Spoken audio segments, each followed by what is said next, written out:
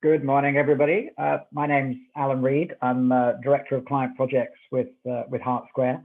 I'm delighted to welcome everyone to our webinar this morning, which is on the challenges and opportunities of being a connected non-profit in 2020. I've got a great panel today. I'm delighted to welcome Leanne and Owen. Leanne, can I ask you just to introduce yourself briefly, a few words about yourself and Salesforce, if that's okay? Thanks, Alan. Yes, good morning, everyone. It's really good to be here, so thanks for your time. My name is Leanne McGrory. I'm the Regional Vice President at Salesforce.org. So I have teams of account executives that look after our existing customers, 3,500 non-profit customers in the UK, and potential new customers. So really engaging with the charity sector across the UK for Salesforce.org. Great, thank you, Leanne. And Owen, do you mind a few words about yourself, if that's okay? Of course, Alan. Hi, morning, everybody. And I'll actually start with an apology, if you don't mind. I don't usually do webinars wearing a puffer jacket. However, my heating is off, and it's absolutely freezing here. So please just bear with me and allow me to keep the jacket on. Yeah, so I'm Owen, and until recently, I worked for UNICEF at the international level. I spent about 10 years there running individual giving globally, emergency fundraising globally. Part of that was donor systems and platforms, which is where some of the crossover here comes. And so we did a number of integration projects and things like that. I now mainly consult to charities and in the charity sector, also to agencies that work in that sector too. So I sort of see both sides of that particular coin. Quite a long time ago, I also spent about 5 or 6 years working as a diamond buyer for De Beers. But to hear anything about that, you have to come to a pub and buy me a beer because it's quite a long story. Thanks very much. Great. Thank you very much, Owen.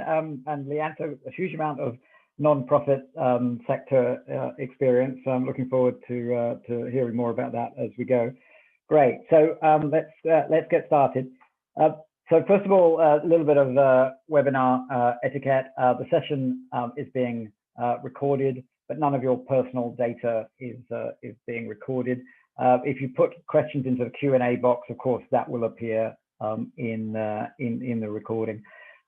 Please do use the Q&A box for posting questions to Leanne and Owen about your own project and any questions you might have that we can then tackle at the Q&A session at the end. If you're having any technical issues, put it in the chat box, and then one of the Hart Square team will be pleased to assist.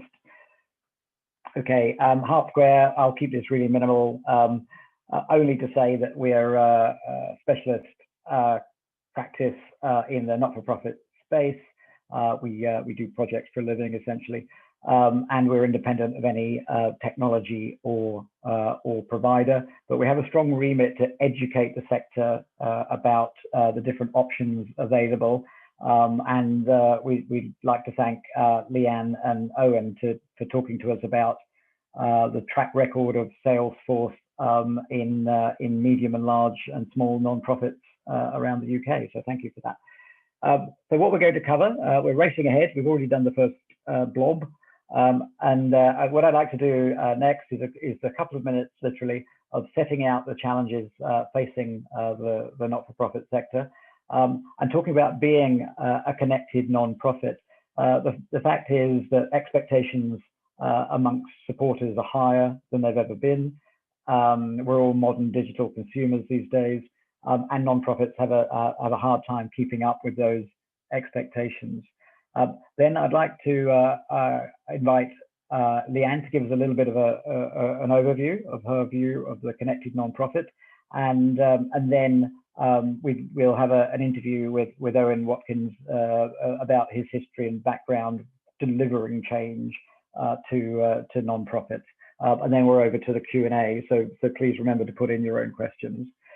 So in terms of challenges that we're seeing around the country, we work across a couple of hundred different charities and other types of nonprofits, and we also carry out an annual research study which we send to over 10,000 organizations, normally get about about 1,000 responses, so it's pretty authoritative, about what is causing your project to succeed or fail, how much money you're spending, what outcomes you've got out of different technology choices, and so on.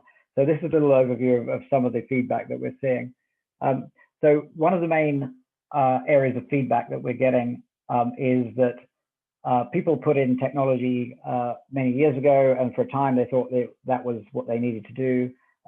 Put it in and forget. It was managing the income. It was associating campaigns with donations, and everyone who had to process transactions was able to process transactions. However, the challenge that we're hearing about over and over again is now that the number of audiences has increased, the channels through which those audiences want to get to you has increased, and almost by definition, the number of integrations to different systems, whether it's Everyday Hero or Just Giving or HMRC, there's 100 different integrations that have popped up and people need to be able to cope with as well. So what we're seeing is that there are the traditional not-for-profit audiences that software systems have to satisfy. So your fundraising team, your membership team, of course, your events people, your campaign emails people, your finance people, of course, with processing volumes of direct debits and different types of incomes, their lives are getting harder, and your marketing campaigns. Now, that group has been the same for 30 years, if you like. Software systems have always had to satisfy those audiences, although their requirements have also increased in complexity. What's changed over the last decade, particularly, and in recent years even more so, is that all of these new audiences are popping up, all demanding access to data, all demanding personalized, relevant, targeted communications, all demanding to feel like they're part of the family as a volunteer or an activist or a stakeholder or a supporter.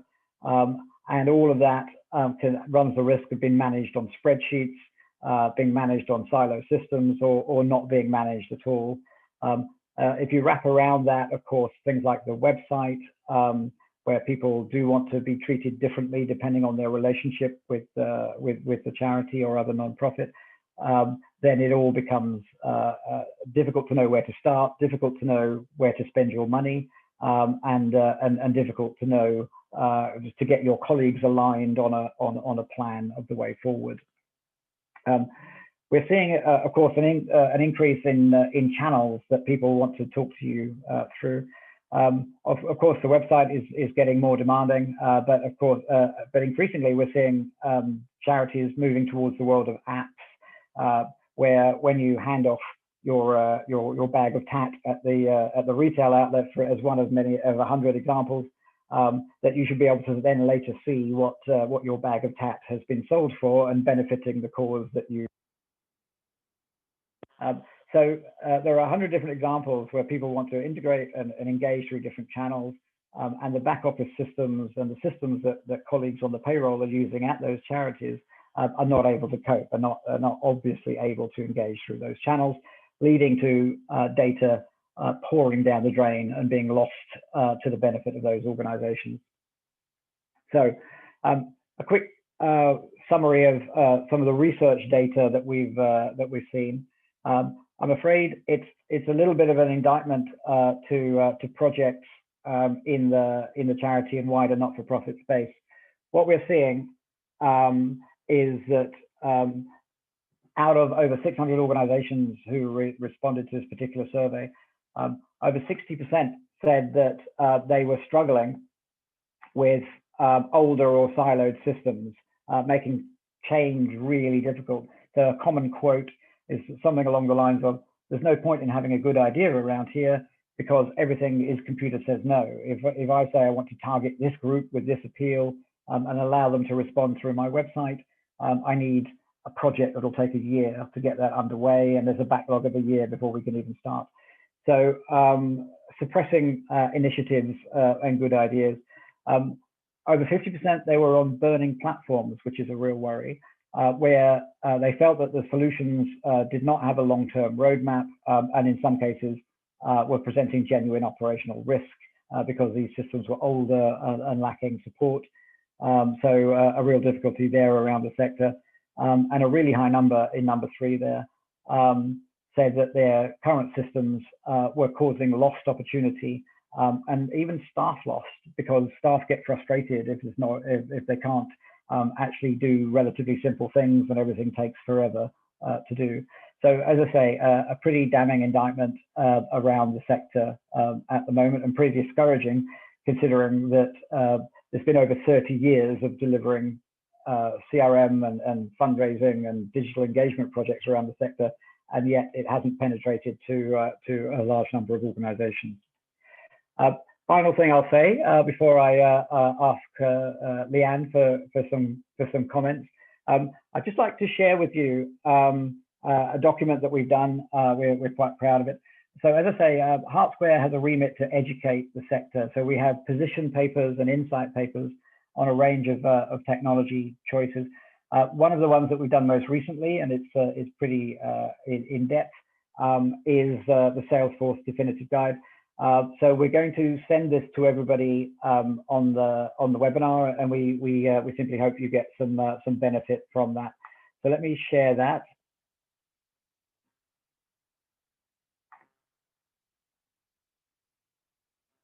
Yeah. Okay, so the definitive guide will send you the link, but a question that we were asked quite often is how do I compare different solutions? How do I get started with Salesforce? You know, who should I approach? Who's got the best track record of this or that challenge that I have within my organization? So we thought to put together this document here. So essentially, what we have is a guide to, first of all, if I just do the contents page, I'll let you read it at your leisure, a guide to the Salesforce platform and the solution suite, including elements that are particularly relevant for nonprofits, so for management of gift aid, donations, attributing donations to campaigns, segmentation, that kind of thing. Then there's an explanation of the partner model, which is not immediately obvious to a lot of nonprofits. So how does Salesforce.org work with the various solution providers who will deliver the solution on site, and how does that affect nonprofits who are engaging?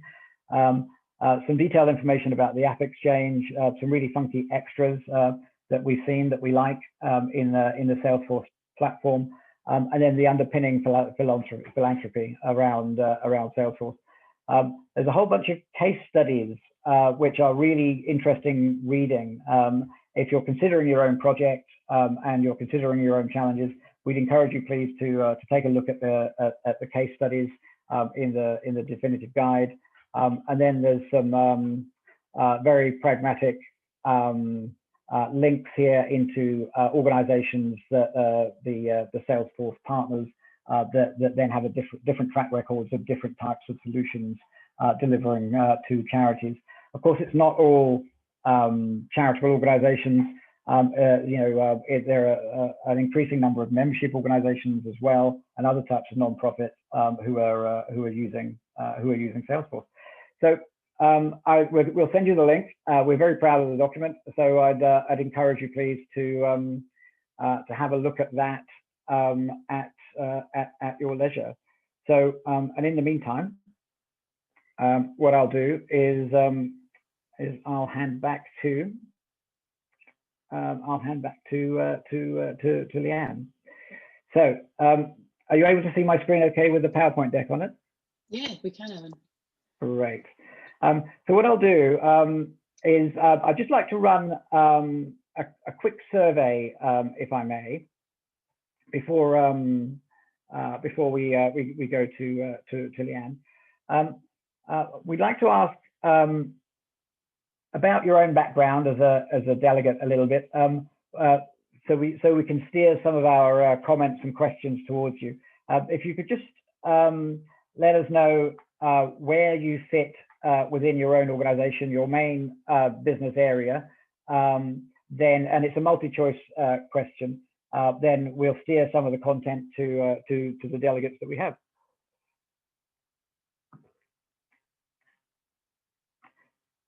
Great, and I'll just give it a few more seconds, and then I'll share the results. So I don't know how the not-for-profit sector is running itself while we're on this webinar, because quite a lot of the leadership are here. A lot of strong representation from marketing, fundraising, IT. Thank you very much for that. That's really, really helpful. And with that, if I can then hand over to Leanne, if I may.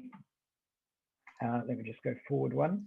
Leanne, are you happy to talk to your next slide then, please?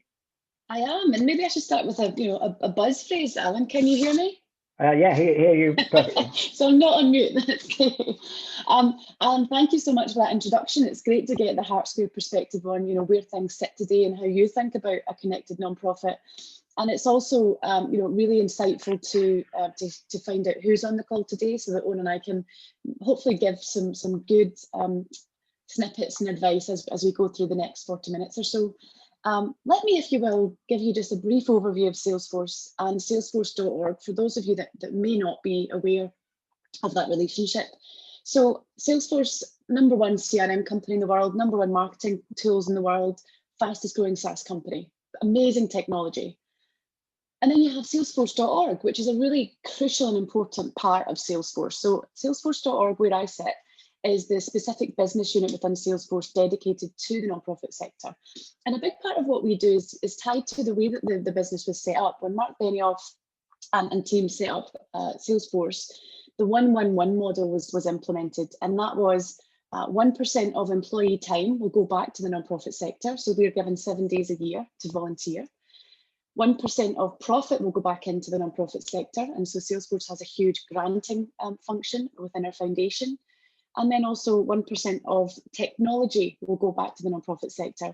So every charity in the world can benefit from 10 free licenses from Salesforce. And that's something that we've always had in the business in our DNA. So hopefully really democratizing access to some incredible technology for the sector. But you look at the technology, right? It's used by over 150,000 commercial organizations in the world. What we then did 10 years ago within Salesforce.org was we did a bit of work with our community of charities, partners, and users and created the Nonprofit Success Pack, which brings together the common language, tools, processes, and reports used by nonprofits. So when you start to use Salesforce technology, it's not this huge platform, which can be quite vanilla. It is taking the best pieces of that and curating that then for the nonprofit world. So we give you this really amazing starting point. And so the Nonprofit Success Pack is part of Nonprofit Cloud. It's one of the clouds that Salesforce has available. And really, I think it's a great place to start to becoming a better connected organization. So it really, think of it as an out-of-the-box solution for managing relationships, fundraising, marketing engagement, and program management. So bringing together a lot of the different pieces of what a charity will do with technology. And this is our customer 360. I know that there's been for a long time in the charity space, in the software space, this concept, this idea of a 360-degree view of your customer, or a single view of your supporter. And this is what we've tried to capture on this just quick, brief little image. And so you can see one of our trailblazers, one of our customers in the middle. And at the top, we have analytics in the platform. We have fundraising, that's that little heart. We have commerce, we have retail, we have apps, we have service delivery, case management, grant management. So just think of it as lots of capabilities in the nonprofit cloud that will meet the needs of a charity in the UK and other places, of course. The other thing is, you can see on the left-hand side, that little cloud is the Power of Us. The Power of Us is Salesforce's customer community, and it's an online community and hub where our customers, our partners, our staff all come together to collaborate. We vote on ideas, we talk about problems, we share resources, and that really is a huge piece of power because it allows any nonprofit that uses their technology to ask the community to get access to information that they need, and also to help us with a continuous feedback loop for constant innovation. In the Salesforce world, Salesforce itself releases 3 releases of technology, so constant innovation there.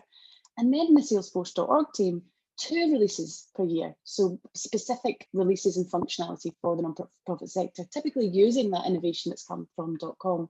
So it's a constantly evolving, constantly changing platform based on what's coming from Salesforce and based on the feedback from our customer community. So constant innovation, and that's really the starting point for our 50,000 non-profit customers around the world.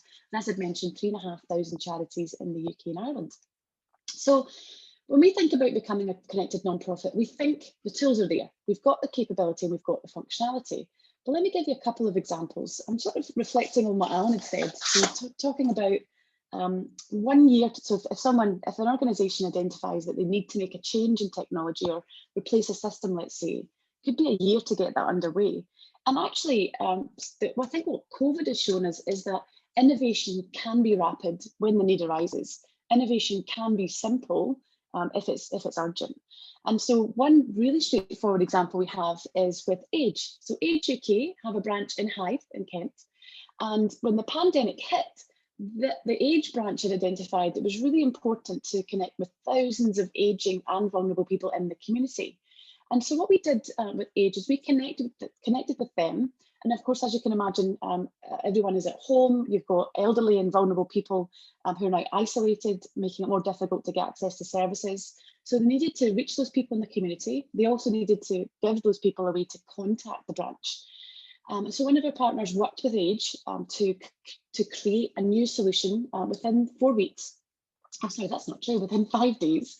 And what that did was it allowed them to have one single place to collect all of the details of people in the community, take referrals from local health services, create a flow-based call script for volunteers so that they could make calls and create follow-up tasks, and then report insights to stakeholders. Within 5 days, over 2,000 calls had been made and over 80 volunteers were trained on the platform. So I wanted to use that as a very specific example of how you could use some of the platform capabilities to get things going really quickly. It's not about a big, what we would call lift and shift from perhaps a legacy or a traditional fundraising CRM into something like Salesforce. There are the capabilities and the opportunities to do some things quick and easy to get some of those wins. The great thing is in our technology, everything is connected in one place in the nonprofit cloud. So even if you start with one of these little pieces, it all comes to a connected vision over a long period of time. A larger example that I'd love to talk about, and thank you for joining us, is UNICEF. We have some amazing relationships with UNICEF, not just on the technology front, but also in the way that we volunteer with UNICEF, that we give grants to UNICEF. So a specific example I wanted to give you an insight to is UNICEF UK. UNICEF had embarked on a transformation project in 2016. They were using a legacy, a traditional fundraising system, and identified the need to have more than just fundraising in one place, but to really look at all of the touch points across supporters for UNICEF. So looked at migrating several systems into one new nonprofit cloud, an instance of nonprofit cloud, which gave them then one single view of supporters, all of their engagements with the charity, and their preferences. And the important piece here was moving from their legacy system, which was fantastic at managing, recording all offline interactions with supporters, to combining that to offline and online. So really that true view of one single view of the supporter. That helped transform the supporters' experience, but it also helped increase the impact that UNICEF does. And UNICEF, of course, works in protection, education, hygiene, nutrition, and vaccination programs for some of the world's most vulnerable children. So in that example with UNICEF UK, using much more of the platform, much more of those capabilities you can see in that circle to really help transform the organisation. So those are 2 examples I wanted to start with, and to really just try and give you a sense of who are we at Salesforce.org, what are some of the capabilities, and just some quick use cases and examples.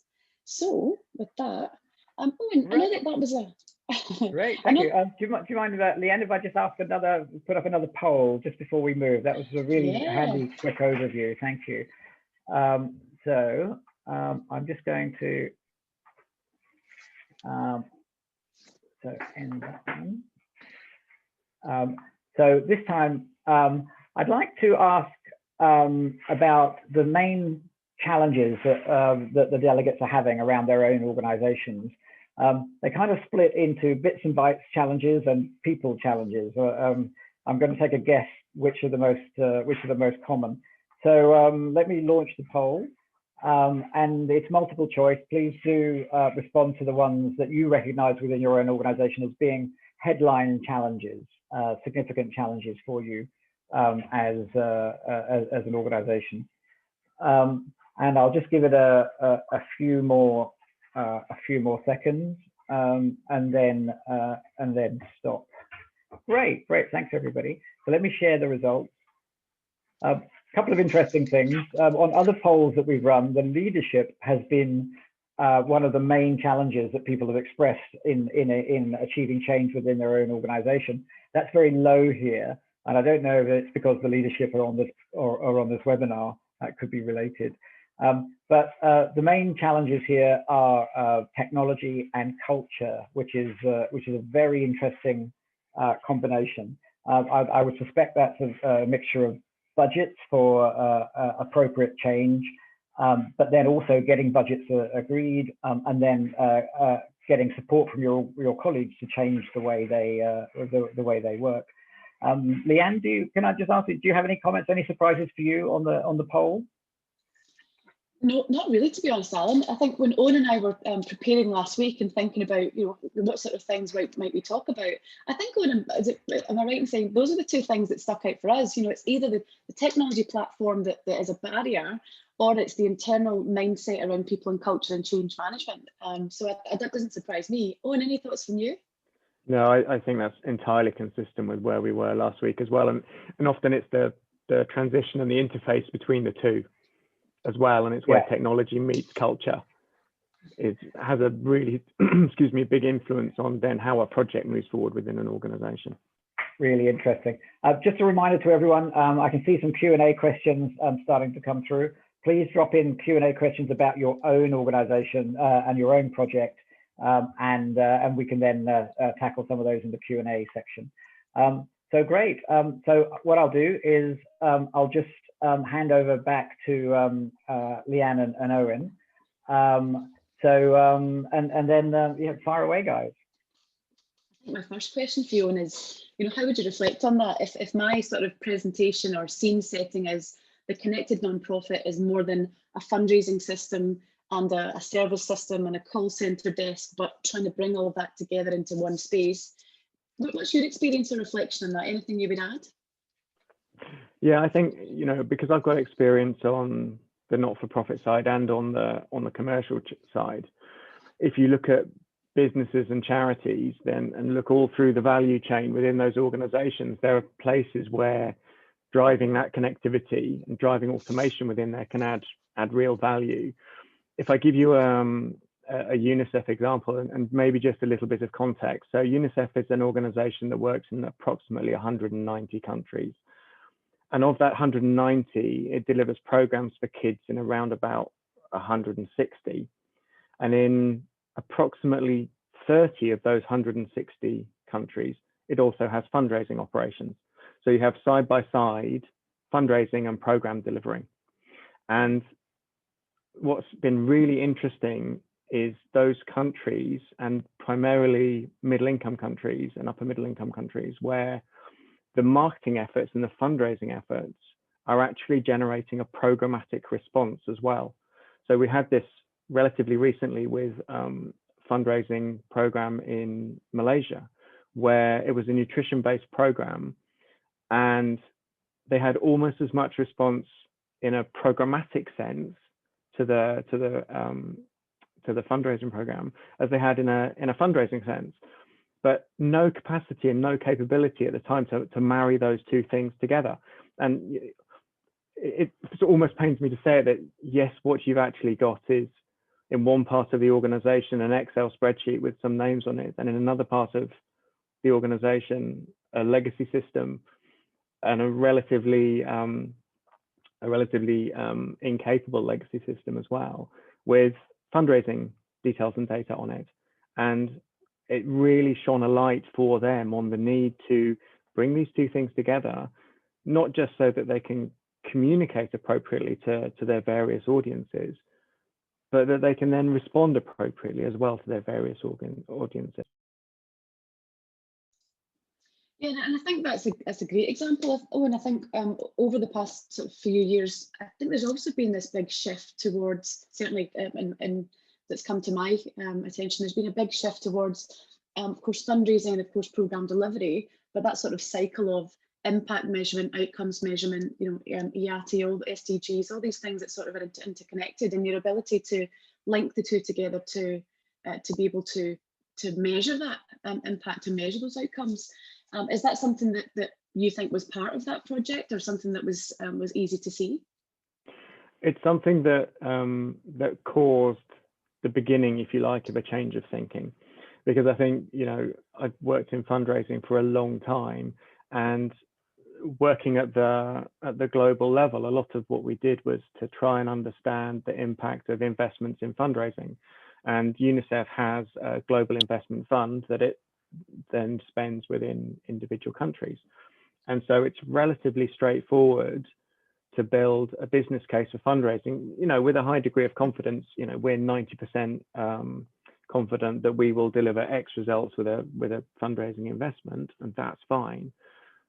But when you're starting to have a programmatic impact as well with your fundraising investment, then you're actually considering a whole different range of outcomes from your activities. And if you take the example of UNICEF in Brazil, where one of their programmatic pillars, so the stuff they deliver for kids, if you like, is actually a marketing program.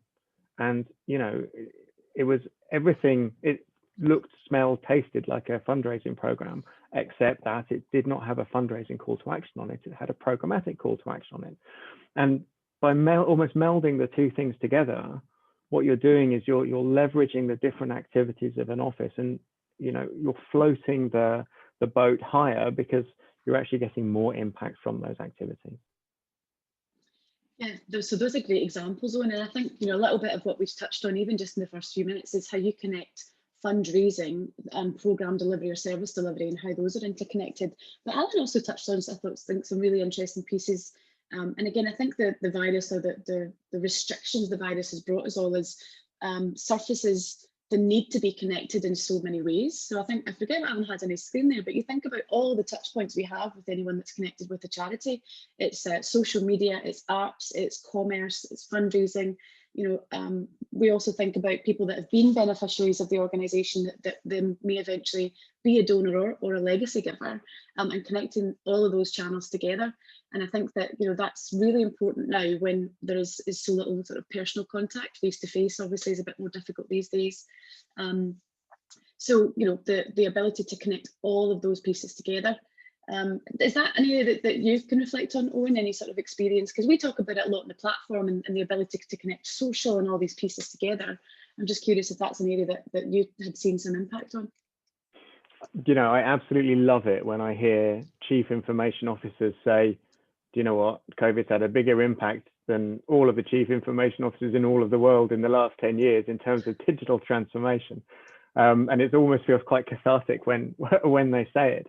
But it's absolutely true, and it comes back to this this thing, Alan, that you mentioned earlier on, and when you were looking at the research data, and 50% of people felt that they're on a burning platform, and when you describe that, it was almost, maybe because of the way the language was constructed, it gave me a mental image of this donor database actually in flames, actually sitting there burning because it couldn't cope with what it all was being demanded and asked of it. But I think more broadly, you need that burning platform within an organization to be able to make innovative and systemic change. And something like the pandemic has done that. It caused that very, very quickly, because organizations need to continue to operate. I mean, if you think about the charitable sector or the membership sector, then those beneficiaries, those members, they don't disappear because there's a pandemic.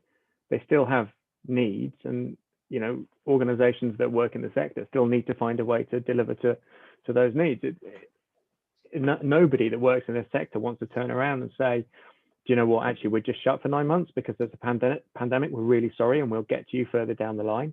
And you know, you think about UNICEF and think about the COVAX initiative to vaccinate people who perhaps otherwise wouldn't get access to vaccinations. This is the biggest burning platform that organization has seen in a long time. And so innovation, technology, development, change, that they have to accelerate. And I just think that's the world we're in now. Yeah, I had the same sort of reflection on the burning platform comment from Alan, and I think it does help sort of set the scene, that research from Hart Square, because what we see at Salesforce.org is the biggest driver for change before the pandemic, at least, was the concept of the burning platform or the aging technology. And there's lots of things that have happened. People forced to work from home, whether the technology allows it, security issues that have, that cause concern. So, so I think on to sort of that next concept we talked about, Owen, is that readiness for change, because the need to change the burning platform drives the need to replace, let's say, for example, the fundraising CRM with a fundraising CRM. But that just means that you're moving from a point solution to a point solution. And does that always give the organization the ability to step back and say, why don't we, how do we transform at the same time? And we talk a lot about assessing your digital maturity. We certainly have some resources and tools that we can share if anyone's interested, but how do you assess your organization's digital maturity and readiness for a change? Are you looking to renovate? So we just need to replace that system with one that isn't burning. Do you need to transform? Renovate, optimize, which is, make that change, but maybe do some nice tweaks here and there, or transform, look at what does the next 10 years look like for us? How can we use some of the cutting edge technologies, AI, machine learning, to really transform the organization? So, mindset and organizational readiness. What's your reflection on that, Owen? In your experience, how do you think about how an organization gets ready for a change? Yeah, I think you've got to the heart of it in your comment about moving from a point system to a single point system again, in that, that can actually be quite a difficult case to make internally, because, an organization, for example, a charity is, yes, it has an organizational culture, but it's made up of lots and lots and lots of individuals, and they have their different ideas and perspectives of where they are.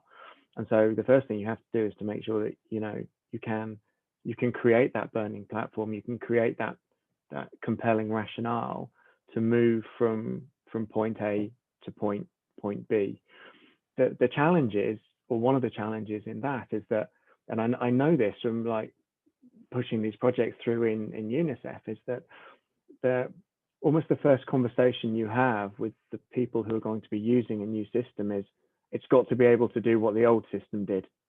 And so it's almost like a caging of aspiration, and for me, it's okay, that maybe that's your starting point. Maybe you have to have a level of confidence that when you plug in your new system, that it's going to be able to do the things that you did in the past, because they're your habits, they're your norms within your organization. That's how you deal with your donors, that's how you deal with your beneficiaries. This meets your expectations, and that's all great and that's fine, but there's got to be a space in there somewhere to just be aspirational about what you want to do with and for your beneficiaries, or with and for your members, or your donors, because ultimately you're sitting there to serve those various groups in one way or another. And so your aspirations around technology are aspirations for those groups, because technology supports the strategy. You come up with a strategy, and then you have the appropriate technology to support it. So the excuse me, the way in which we used to run these exercises and programs would be, okay, let's be really, really divergent in our thinking, and let's be really broad in terms of what we would like to achieve for our organization, for our beneficiaries, for our donors, those different aspects of it. And then having done that, and having got all of that out on the table, you can then have a convergent exercise to bring it together and prioritize where you want to get to with any given project. And maybe in the first 6 months, that is about, just reinventing what you've done so that it delivers the same thing. But that should only ever be the foundation. and you should be able to grow from that point, you know, within the technology to support your strategy. Yeah, completely concur. I'm sort of smiling at some of the things you said. I've been in many situations where, you know, yes, what's your biggest priority for this project? And it has to do with what the other system does. And that, you know, that's a risk issue. It's probably a budget issue as well, you know, because the case for investment to even do it, you know, a point solution replacement for a fundraising system or a membership system, you know, it's a large ask for the organization. And so the fear often is this has to be successful and the budget and the scope can't creep, and we just have to get up and running. I do think out of that though, even when an organisation is doing a selection, doing an RFP or looking to the market, maybe what I would encourage is keep an eye on the future. You know, look for something that doesn't just do what you do today, but can grow over time, can bring in the supporter call centre, can bring in the services area, can do grant management, you know, those types of things. Because often, you know, even with an organisation we worked with recently, a very large organisation, we're replacing our fundraising membership system. And then once you start to look at the art of the possible and all of the capabilities over a sort of 5-year period, it's, oh yeah, we're being asked for those things. That wasn't important enough. So I think it's looking for that sort of long term. And isn't it great, Owen, that we've got so many leaders on the call, because, you know, a lot of the time the people, the users, the front end users and business owners are the ones that say, you know, we're worried, we love our database, we be careful about the processes that we like, and it's sort of setting that scene for change and the long-term vision of the organisation and of why. Yeah, so, I think that's absolutely right, and I think, you know, you can't really overemphasize how important leadership is in these projects, because, you know, they're not small projects, and unless it's an organization with one person in it, then there will be cultural change associated with any sort of digital transformation, and that cultural change needs leadership because it just needs to filter down from the top. Absolutely. So let's then think about that last bit about, you know, the fear in someone's eyes about the budget's the budget. We need to be careful about scope creep and making sure that we get really fast time to value. You know, some organizations would come to a company like Salesforce.org and we would say, wow, look at all of the amazing things you can do on that customer 360 that Alan had up for me. And we could show you, you know, how amazing the world could be with technology. But how do you make sure that you embark on a project that is, you know, reasonable, as I say, fast time to value, and make sure you avoid scope creep and juggling the day to day. Any advice you can share to try and be that barrier between Salesforce, who say the world is amazing and look at all this stuff we can do, but, you know, doing that in a sort of reasonable time frame? Yeah, and I think I speak to this from the experience of having got this right in the past and having really got it quite wrong as well, and expensively wrong as well. And so from the standpoint of those two things, those two places, I think it's really very important that you get buy-in across an organization from all of the stakeholders on what that scope actually is, and that it's going to deliver what you need phase by phase. You know, so yes, you have aspirations to create something that's going to do amazing things for your beneficiaries or supporters, whoever. You've got to get there, and so you do have to make sure you very, very carefully manage to that point, because, you know, to your point, you know, Salesforce is a wonderful sweetie jar. It really is, and there are lots and lots of really nice sweeties in there, and you just want to reach in and pick them out. But you just have to be aware that, you know, in doing that, are you staying close to your scope, or are you actually drifting away from it? And the broader an organization is, then the easier it is for that to happen, because it's really possible to look at Salesforce and go, oh, I can fix that issue, but that might not be today's issue. And so there's a real sort of talent in being able to stick to the scope in an aspirational way, without, because essentially what you're saying is, no, you can't have that yet. No, you can't have that sweetie yet. You might get it later on down the line, but we all know that we really want the sweetie today. And so, you know, managing those two things is really, really important. And if you can generate some some sort of traction and momentum within an organization, and the different elements of a project start to get delivered, and delivered on time and delivered on budget, then that confidence builds, and you get a better sense of, when will you be able to get that refresher out of the jar, and when will you be able to get that blackjack out of the jar. But as I say, just because it can do all these things doesn't mean that it should in day one, but you'll probably get there if you run the project well. Excellent, Owen. Thanks for that. Well, I think, the other thing we wanted to leave you with today, for anyone that's listening in or listening live, this isn't just a set of tools or opportunities for organisations like UNICEF. I think UNICEF has been a great example because we're so proud of the work we do with that organisation, but also because of the size and complexity, there's lots of really cool examples that we can share. Do keep in mind that it really is scalable from Age UK in a little town in Kent right up to some of the largest INGOs.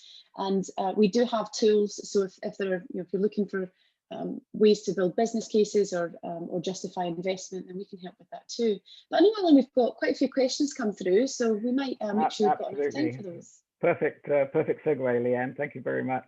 So in fact, and thanks a lot for that, Owen, as well. Really great insights there. A lot of it chimes with exactly our thinking on projects.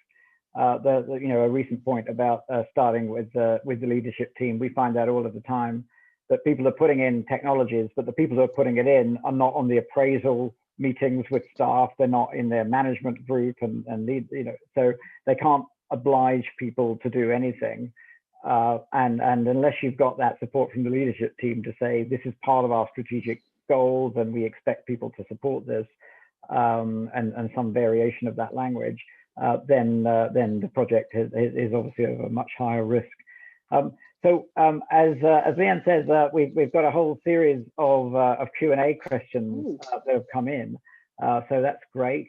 Please pop in any more if you want. I'm just going to ask a quick survey question, if I may, just before we get to the Q&A. Really, it's a survey question we always ask as part of our research study. Where are you in your technology journey? So this is, are you in a position where you're needing to change these things, or are these things working out okay for you within your own organizations? And I'll just, as always, give it a few more seconds for the polling responses, and then share the results. Great, thank you very much.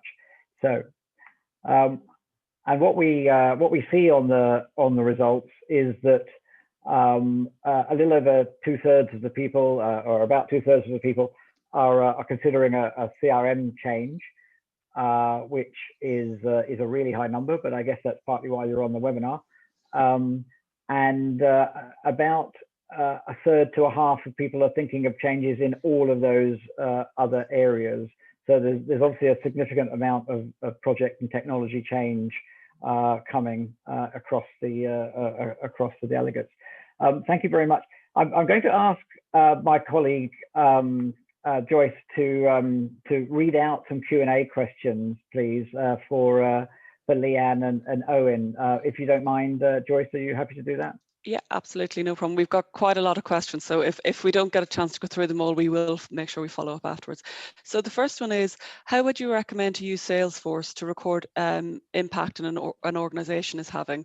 So for some context, this would be related to program project management milestones and impact achieved in time, some over a long period of time. Shall I pick that one up? Yeah. Okay, so if you think about your program and think about the way you deliver it, then you've got outputs from the program, and then the outcomes for your beneficiaries of that program. And so they're your core KPIs. And so building your core KPIs into your overall dashboard and management suite will help you to understand the impact of your systems on your program. So again, if I take a UNICEF example, there's a whole bunch of things that we can do in recognizing and understanding the programmatic reach to beneficiaries that we wouldn't be able to do if we weren't able to have a view of those people. Sorry, Leanne, I'm aware I also cut you off as you started to answer. Oh, and I think it sounds much better coming from you, so thank you. But I'd maybe just add on to that, that there are specific tools, functions and reports that have been built on the Salesforce platform specifically around outcomes measurement, impact measurement, used by some large organizations. And that could be if you're managing cases about people, it could be if you're managing, recording the outputs from programs. So I think to answer that question, come and have a chat with us if you're interested, from Owen's sort of more on the ground, real life use. I'll say that there are tools that have already been built. And the other thing I'll say there is on the Salesforce platform, you can use lots of these capabilities independently. So you might just use it just for program management and outcome measurement. You don't have to use fundraising and all those things at the same time.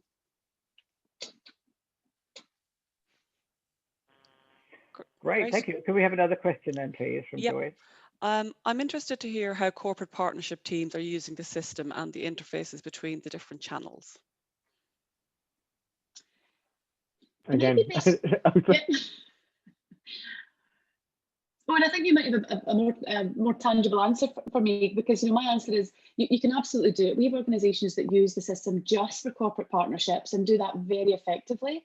But then there are other organisations that use it for corporate partnerships and all of the other pieces of supported engagement. So, for example, if you have, if I work for Salesforce, Salesforce are a corporate partner, and you can link all those activities and see, that whole view of all the touch points. But what would you add on top of that? Yeah, so this is where UNICEF at an international level started with the Salesforce relationship in terms of managing corporate relationships. And corporate relationships work at 3 levels in UNICEF. They work at the national level, so what an individual country does with its partners.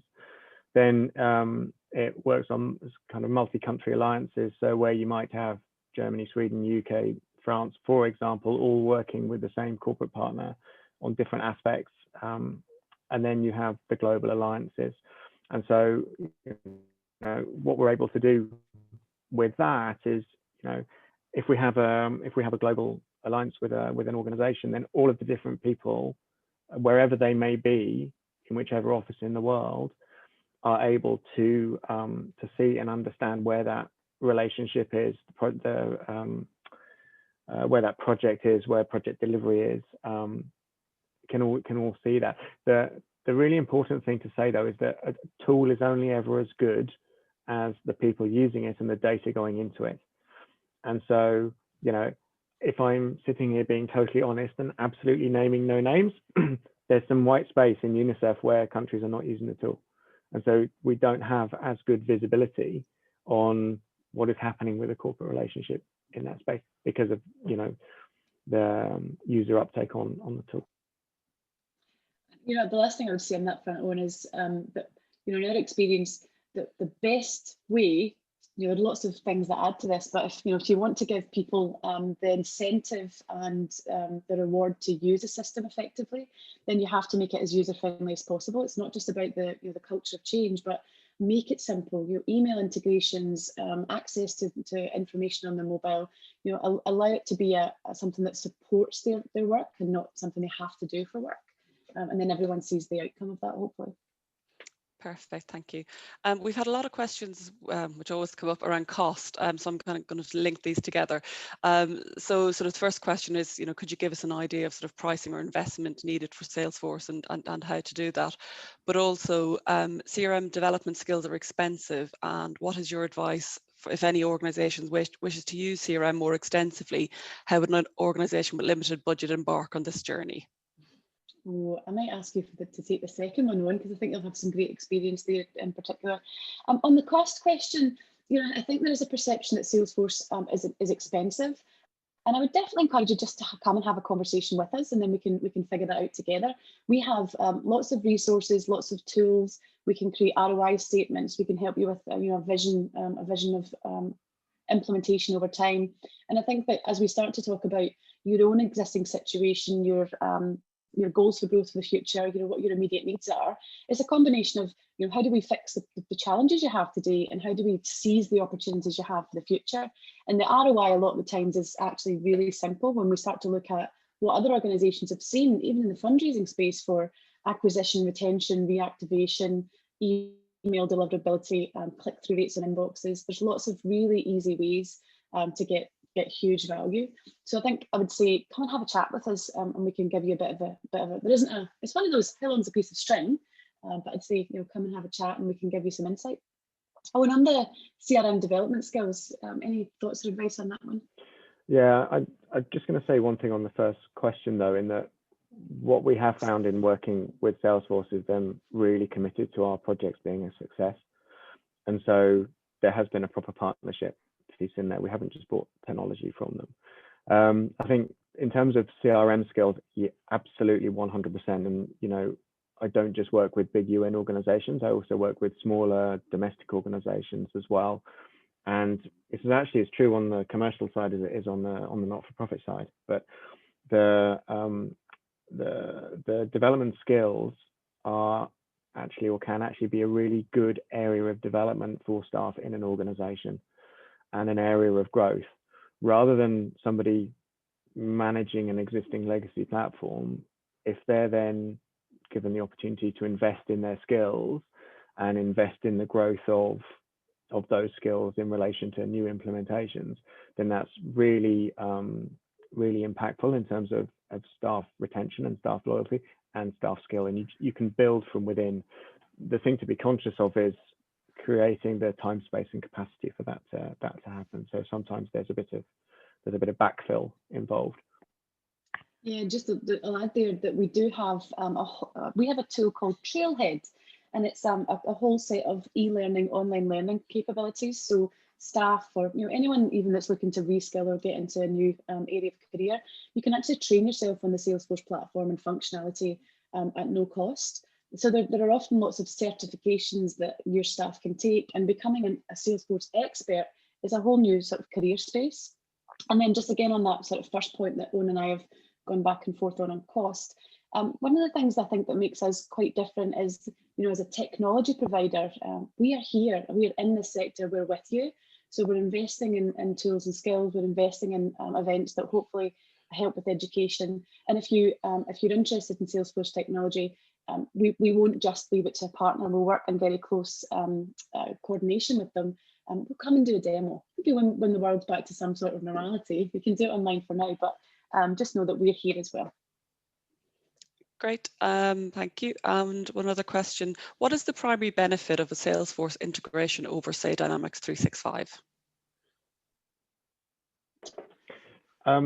So I'm not going to answer that in the sense of pros and cons of each system, because the systems have their pros and cons, and I think we've got about 3 minutes left, and we really don't have time to get into it. What I would say is that we, before we actually embarked on a relationship with Salesforce and UNICEF, we did a really, really big exercise on kind of digital direction and understanding what we needed from systems and understanding what we could get from systems. And this was just a big signposting exercise, basically. And, to be perfectly candid, there was not huge water between Dynamics and Salesforce, but in terms of having the conversations with the two organizations, we ended up in a more comfortable place with Salesforce. There was actually a lot more to it than that, and the exercise was lengthy because UNICEF's a big global organization, but that's where that exercise landed for us. Yeah, and one of the things I love is, our CEO, Mark Benioff, talks a lot about the business of business is doing good. And I think that the fact that you have Microsoft Philanthropies, Salesforce.org, and other technology companies investing in the sector, investing in capabilities and functionalities is for the good of everyone. So I would only encourage, as you go out and think about what the future technology roadmap looks like for your organization, then keep all of those options in mind. And and make those organizations do the work for you. You have limited resources, limited time, limited budget, whereas companies like Salesforce and others, we have resources that are here to help you, uncover the benefits of moving to one of those systems and help with ROI in the case for change. So yeah, get someone else to do some of that legwork would be one option. Great, thank you very much, Leanne. And we're bumping up right up on the time. So I'm going to take the opportunity to thank you very much, and Owen and Joyce for your contributions today. I thought there were genuinely really good insights, and really pragmatic and helpful for an organization starting out on the journey and thinking about what their next steps are. We saw from the survey results that the majority of delegates are considering really major changes in technology terms.